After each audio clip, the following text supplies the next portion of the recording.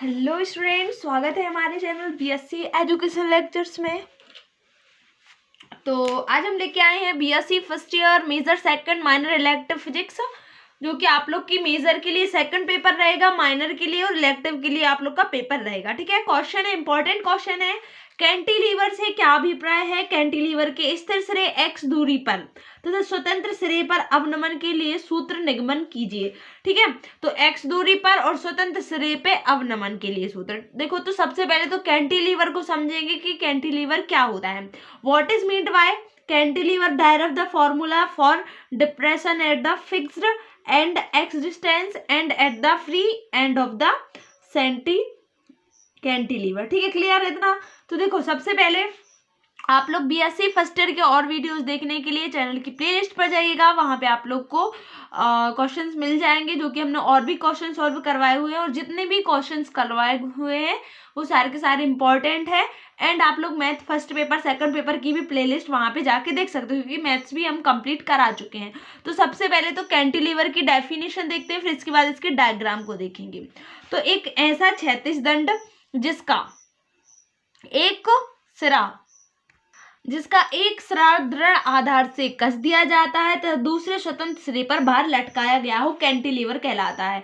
तो एक ऐसा क्षैतिज दंड जिसका एक सिरा क्या हो, कसा हुआ हो, और जो दूसरा स्वतंत्र सिरा हो वो आप लोग का क्या हो, नीचे की ओर लटका हुआ हो, लटकाया गया हो, तो ये आप लोग का कैंटिलीवर कहलाता है।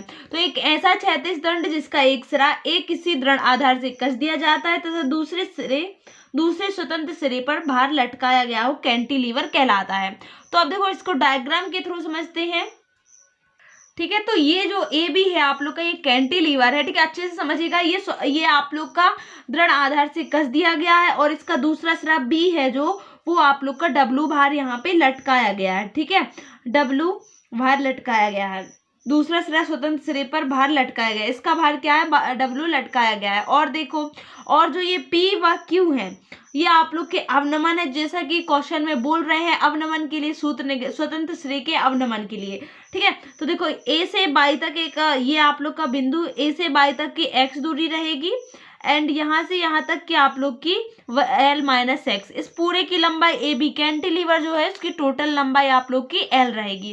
क्लियर है इतना? देखो, तो ये आप लोग का एक सिरा हो गया जो कि दृढ़ आधार से कस दिया गया है, और दूसरा सिरा बी है जिसके सिरे पर क्या भार लटकाया गया है, ये आप लोग देख सकते हो। ठीक है, और जो ये दूसरा है ये आप लोग का इस टाइप से बी डैश। ठीक है, तो देखो, एक बार आप लोग इसको पढ़ लीजिए अच्छे से। चित्र में एक कैंटिलीवर ए बी प्रदर्शित है जिसका एक सिरा दृढ़ आधार से कसा है तथा दूसरा सिरा बी पर डब्लू भार लटकाया गया है। भार के बंकन आघूर्ण के कारण दंड का सिरा बी झुककर बी डैश पर आ जाता है। देखो, अब ये किस प्रकार से बोल रहे हैं, ये जो है आप लोग का बंकन आघूर्ण के कारण, यानी जो भार हो रहा है उसके कारण आप लोग का ये बी डैश बिंदु पर आ गया है, बी की जगह पे बी डैश पर आ गया है। ठीक है, क्लियर है? और माना दंड लंबाई की एल है। अब इसके आप लोग डेरिवेशन को समझेंगे। तो देखो, ये बंकन आघूर्ण का एक आप लोग का फॉर्मूला होता है, वो आप लोग को याद होना चाहिए। क्योंकि क्या बोल रहे हैं, क्योंकि दंड का सिरा, क्योंकि एक दंड ले रहे हैं उसका बंकन आघूर्ण भी होगा, बंकन आघूर्ण के कारण वो झुककर बी डैश पर आ रहा है। तो आप लोग को इस वीडियो में मतलब आप लोग को बंकन आघूर्ण का फॉर्मूला पता होना चाहिए, और आप लोग कैंटिलीवर बता सकोगे। तो सबसे पहले तो कैंटिलीवर की डेफिनेशन आप लोग को समझ में आ गई होगी, जिसका एक सिरा दृढ़ आधार से कस दिया जाता है तथा दूसरा स्वतंत्र सिरा जो होता है उसके सिरे पर भार लटकाया जाता है। ठीक है, और बंकन आघूर्ण के कारण ये आप लोग का भार बी डैश बी से झुककर बी डैश पर आ जाता है, जो दंड का सिरा होता है। क्लियर है? तो यहाँ पे देखो, माना दंड के सिरे ए से एक्स दूरी पर कोई तल पी दिया हुआ था, जो आप लोग देखो डायग्राम में देख सकते हो। ये आप लोग का ए से बिंदु पी व क्यू ये दिए हुए हैं, यही आप लोग के अवनमन है, और आप लोग को इसी से रिलेटेड फॉर्मूला चाहिए, तो ये आप लोग को लेना पड़ेगा। पी के लिए बाई बिंदु रहेगा, और मतलब सिरे ए से एक्स दूरी पर बिंदु पी रहेगा, जिसके अवनमन क्या है, बाई है, तथा ए से x प्लस डी एक्स दूरी जब लोगे तो ये by plus d y q बिंदु का अवनमन होगा। तो डायग्राम के द्वारा आप लोग ये समीकरण बना सकते हो। माना दंड के सिरे ए से x दूरी पर कोई तल P है जिस पर W के कारण बंकन आघूर्ण। इसका आप लोग बंकन आघूर्ण के लिए ये वाला फॉर्मूला लिख सकते हो, W is equal to L minus x. ये W क्या आप लोग का भार दिया हुआ है और ये L माइनस एक्स आप लोग की बिंदु की दूरी दी हुई है ना, ए से जो आप लोग की x दूरी दी हुई थी P अवनमन तक, फिर P से अवनमन के लिए आप लोग की B तक दी हुई थी ये L माइनस एक्स। तो ये दोनों आप लोग को साथ में लिख लेना है। क्लियर है इतना? अब देखो बंकन आघूर्ण का फॉर्मूला होता है ये आप लोग का, मुड़ी हुई दंड संतुलन अवस्था में है, अतः यह बंकन आघूर्ण से संतुलित हो जाता है। जो बंकन आघूर्ण का फॉर्मूला होता है उसको इसके बराबर रख देना है। ये होता है आप लोग का बंकन आघूर्ण का formula by I upon r. तो इन दोनों को आप लोग बराबर क्यों रख रहे हैं? क्योंकि मुड़ी हुई दंड क्या संतुलन अवस्था में, तो आप लोग दोनों को बराबर रख दो, क्योंकि ये भी बंकन आघूर्ण है, ये भी बंकन आघूर्ण है। ये डायग्राम के द्वारा बंकन आघूर्ण का फॉर्मूला बन रहा है और ये आप लोग का बंकन आघूर्ण का फॉर्मूला होता है बाई आई अपॉन आर। फिर दोनों को बराबर में रख दोगे। जहाँ पे जो ये बाई होता है आप लोग का यंग प्रत्यास्थता गुणांक होता है और जो ये आई है ये दंड का ज्यामितीय आघूर्ण होता है और आर क्या है आप लोग की वक्रता त्रिज्या। अब देखो जो ये वक्रता त्रिज्या है इसका फॉर्मूला होता है वो आप लोग को याद होना चाहिए। वक्रता त्रिज्या का ये वाले फॉर्मूला हम आप लोग को मैथ्स में लिखवा चुके हैं, तो यहाँ पे एक फॉर्मूला होता है वो आप लोग याद कर लीजिएगा। 1/r इज इक्वल टू होता है d2y अपॉन में dx स्क्वायर, ठीक है, अपॉन में 1 प्लस dy अपॉन में dx का स्क्वायर होता है, यहाँ पे होल 3/2 की पावर। ये वाला फॉर्मूला होता है वक्रता त्रिज्या का। बस अब कुछ नहीं करना आप लोग की 1/r की वैल्यू जो आ रही है ये आप लोग को इसकी जो r की वैल्यू निकाल के इस वाले फॉर्मूला में रखनी है। तो देखो ये नीचे है बाई, चूंकि बाई का मान छोटा होता है, बाई का मान अति अल्प होता है, मीन्स बहुत कम होता है, अति अल्प होता है, तो इसको आप लोग इसके बराबर में आप लोग मतलब 1 रख सकते हो। अति अल्प होता है इसीलिए आप लोग इसको नगण्य मान सकते हो, ठीक है। इसको नगण्य एक की तुलना में नगण्य में होता है तो इसकी वैल्यू हो जाएगी आप लोग की 1/r is equal to d2y upon में dx स्क्वायर हो जाएगा अपॉन में, ये तो आप लोग इसको नगण्य मान रहे हैं तो आप लोग इसके बराबर में d2y ये नहीं लिखा जाएगा, ठीक है। तो यहाँ पे आप लोग का समीकरण बन जाएगा 1/r d2y अपॉन में dx स्क्वायर। क्लियर है? जब इसको आपको केवल r की वैल्यू चाहिए है ना, तो यहाँ पे आप लोग 1/r के स्थान पे ये इसको आप लोग समीकरण 1 दे दीजिए, ठीक है। ये वाला इसको आप लोग समीकरण 1 दे सकते हो, इसी में वैल्यू पुट करनी है। समीकरण 1 में 1/r की वैल्यू रखते हैं समीकरण 1 से। तो क्या है y i अपॉन में r था ना, तो 1 अपॉन ये इंटू में 1/r, इसकी वैल्यू क्या हो जाएगी d2y upon dx square is equal to में क्या चल रहा है WL माइनस एक्स चल रहा है। क्लियर है? तो देखो अब यहाँ पे करना क्या है, अब आप लोग को यहाँ पे क्या करोगे, इसको हटाओगे, हटाने के लिए आप लोग इसका समाकलन करोगे, ठीक है। एक काम और करते हैं, इसका पक्षांतर कर देते हैं, d2y अपॉन में dx square is equal to हो जाएगा W, इसको नीचे ले आते हैं yi और यहाँ पे L माइनस एक्स। अब देखो इसको धीरे धीरे हटाएंगे क्योंकि d2y है, जब अवकलन है ये तो इसका समाकलन करेंगे तो ये 2 बार करना पड़ेगा, तभी आप लोग की यहाँ से y की वैल्यू आएगी, ठीक है। समाकलन करने पर करते हैं तो क्या आ जाएगा आप लोग का, इंटीग्रेशन होगा तो एक बार तो हट जाएगा, क्या बचेगा dy अपॉन dx बचेगा। इसका समाकलन करते हैं, इंटीग्रेशन करेंगे तो यहाँ पे आप लोग का समाकलन बन जाएगा। देखो कैसे, इसका तो नहीं होगा, ये तो आप लोग इसको बाहर ही ले लीजिए, ठीक है। और इसका हो जाएगा, क्योंकि 1 के सापेक्ष अवकलन क्या होता है 1 dx, तो x होता है यहाँ पे lx हो जाएगा माइनस एक्स स्क्वायर वाई 2 हो जाएगा, ठीक है। इंटीग्रेशन ये आप लोग को फॉर्मूला पता होनी चाहिए, कौन कौन से फॉर्मूला यूज किए हैं यहाँ पे। एक होता है चूंकि 1 dx का होता है x और x एंड dx का होता है x n+1 अपॉन में n+1, तो ये यहाँ पे लगाए हुए हैं। देखो यहाँ पे एक बार अवकलन किया, समाकलन किया, इंटीग्रेशन, तो ये तो इसका तो इंटीग्रेशन नहीं होगा, पहले इसका होगा, तो l को आगे ले लेंगे, क्या बचेगा 1 dx बचेगा, तो यहाँ पे x हो जाएगा, ठीक है। और यहाँ पे x की पावर 1 है तो n+1 यानी 1+1 और नीचे भी आ जाएगा, ठीक है। समाकलन एक बार फिर से अब करेंगे, ठीक है, पुनः समाकलन करेंगे। यहाँ पे एक चीज और, यहाँ पे जब एक बार इंटीग्रेशन लेंगे तो यहाँ पे एक आप लोग नियतांक ले लीजिए।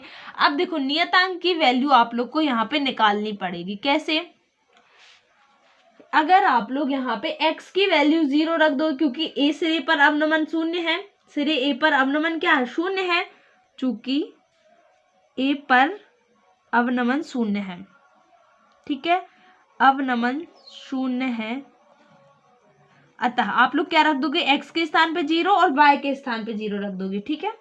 अतः x is equal to 0 and y is equal to 0 रखते हैं, तो क्या बचेगा, dy अपॉन में dx होगा।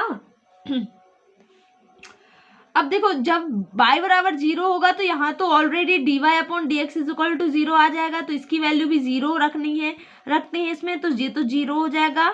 यहाँ पे y की वैल्यू ये भी 0, ये पूरा 0 हो जाएगा। ओनली आप लोग का क्या बचेगा, a1, यानी a1 इज इक्वल टू आप लोग 0 रख सकते हैं, जो ये नियतांक आप लोगों ने लिया हुआ है, तो इसमें आप लोग a1 इज इक्वल टू 0 रख दीजिए, ठीक है। तो a1 की वैल्यू आ गई, ये क्यों किया, क्योंकि a1 यहाँ पे आप लोग को नहीं लेना था, इसलिए a1 इज इक्वल टू 0 रख देते हैं। इस समीकरण में वैल्यू पुट करेंगे तो क्या हो जाएगा, dy अपॉन में dx is equal to w upon में yi, और ये आप लोग का क्या बचेगा, lx minus x square by 2, क्योंकि a पर अवनमन शून्य है तो इसलिए a की वैल्यू 0 होगी, कहने का ये है, ठीक है। इसके स्थान पर 0, तो यही हो जाएगा।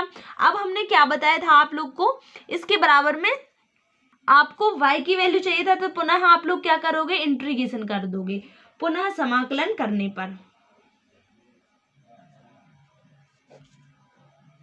करते हैं तो यहाँ पे तो y हो जाएगा, इसका इंटीग्रेशन करेंगे तो ये जो कहते हैं yi, इसका पुनः इंटीग्रेशन करते हैं, ठीक है। तो l तो जो कहते हैं x का क्या हो जाएगा, एक्स स्क्वायर बाई 2 माइनस इसका करेंगे तो 1/2 को आगे ले लेंगे, क्या हो, एक्स स्क्वायर बचेगा, एक्स स्क्वायर का इंटीग्रेशन क्या हो जाएगा, एक्स क्यूब अपॉन में क्यूब हो जाएगा, ठीक है। और यहाँ पे पुनः आप लोग का नियतांक आ जाएगा, यहाँ पे दूसरा नियतांक a2 ले लेते हैं, ठीक है। तो फिर से आप लोग को वही करना है, क्योंकि अवनमन पर शून्य रहेगा, ठीक है, a से a पर, तो यहाँ पे आप लोग इसकी वैल्यू 0 आ जाएगी, जैसे अभी किया था वैसे आप लोग करोगे। तो a2 की फिर से, क्योंकि x के बराबर 0 y के बराबर 0 रख दोगे तो a2 की 0 आ जाएगी। बस यहाँ पे आप लोग का समीकरण बचेगा w अपॉन में yi, यहाँ पे l x square by 2 minus x cube upon में 6 आ जाएगा। क्लियर है इतना। अब देखो अगर अधिकतम मान चाहिए ना बाई एम एक्स का, मैक्सिमम के लिए आप लोग क्या करोगे, x इज इक्वल टू 1 ले लेते, स्वतंत्र सिरे के लिए, स्वतंत्र सिरे b के लिए मैक्सिमम वैल्यू होगी स्वतंत्र सिरे पर, तो by max x is equal to 1 रख देते मैक्सिमम के लिए, मीन्स अधिकतम मान के लिए। क्या हो जाएगा, w अपॉन में yi, x is equal to 1 रख दोगे तो l/2 हो जाएगा minus l cube, sorry x is equal to l रखना अधिकतम के लिए, ठीक है। तो यहाँ पे l इंटू एल स्क्वायर हो जाएगा, यहाँ पे l क्यूब अपॉन में 6, तो y मैक्सिमम क्या आ जाएगा, y मैक्सिमम आप लोग का w अपॉन में yi, L square into L हो जाएगा l क्यूब अपॉन में 2 माइनस l क्यूब अपॉन में 6 हो जाएगा, ठीक है। तो यहाँ पे अब आप लोग एक चीज और कर सकते हो, क्या कर सकते हो, आप लोग यहाँ पे एलसीएम लेके इसको आगे सॉल्व कर सकते हो। देखो इस प्रकार से, तो ये तो w अपॉन वाई आई, ये जो कहते हो यहाँ पे इसका 6 एलसीएम आ जाएगा, 2 3 जा 3 एल क्यूब हो जाएगा, यहाँ पे माइनस एल क्यूब हो जाएगा। क्लियर है इतना।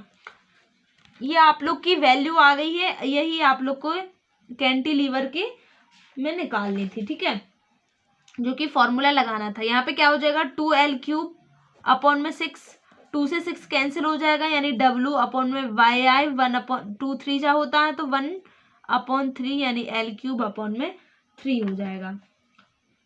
आप लोग इस प्रकार से इसको लिख सकते हो। अब लिखने का तरीका भी यहाँ पे आप लोग को आना चाहिए, कैसे लिखना है, WL क्यूब अपॉन में 3WI, ये आप लोग की y मैक्सिमम वैल्यू, ये किस चीज के लिए आ गई है, कैंटिलीवर के स्थिर सिरे और स्वतंत्र सिरे के लिए अवनमन सूत्र आ गया, क्योंकि अवनमन के लिए निकालना था। यानी यहाँ पे आप लोग को क्या क्या करना पड़ेगा, जब आप लोग इंटीग्रेशन करोगे 2 बार, इंटीग्रेशन करने के बाद एक्स बाई की वैल्यू 0 रखोगे, तो यहाँ पे आप लोग की वही वैल्यू, कुछ नहीं करना, आप लोग को केवल 2 बार इंटीग्रेशन करना है, कहने का ये है।